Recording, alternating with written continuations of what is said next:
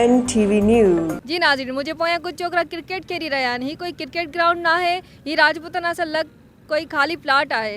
Ground हुयो पर उनखे हथरादो पाणी में जमा कराए ऐं ख़ासि करे जेको हिते हैदराबाद कासिमाबाद में जेके मसइला आहिनि ग्राउंड जे हवाले सां, उते बिल्डर माफ़िया जेके अची विया आहिनि उहे क्रिकेट खेॾणु बिल्कुलु बंदि करे छॾी अथनि असांजी।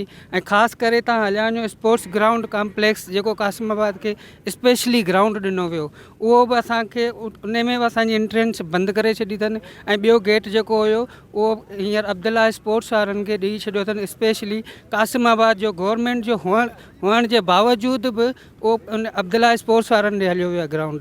बजट जे लाइ असां प्रेस क्लब ते बि असां पाण वियासीं, उन जो बजट मंज़ूर थी हुई असांजे अॻियां बिल्कुलु, पर असां कमु कराया, हाणे असांखे खेॾण बि उते नथा ॾियनि। जी पहिरीं असांखे सहूलियत हूंदी हुई, कॉम्प्लेक्स में खेॾंदा हुआसीं, पर उन ते बि हाणे हींअर कब्ज़ा आहिनि।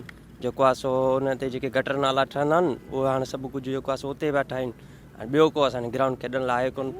ऐं जेको आहे सो ब्लू बर्ड ते हूंदो हुओ, खजी ग्राउंड हूंदो उहो हींअर पाणी जो शिकार आहे। इहे अपील कंदासीं ग्राउंड सुठा ॾियो। हिन कैमरा जे अख में ही तव्हांखे मैदान ॾेखारिया जिते छोकिरा रांदि खेॾी रहिया आहिनि, उते पूरी हैदराबाद जो कचिरो बि जमा थियल आहे। न सिर्फ़ु हिते, जिते बि ख़ाली पियल मैदान आहे, ही नौजवान उते वञी मुख़्तलिफ़ क़िस्मनि जूं रांदियूं खेॾनि था। नाज़रीन, हुकूमत जी ज़िम्मेदारी आहे हिन नौजवाननि लाइ रांदियुनि जे लाइ मैदान ठाहिया वञनि।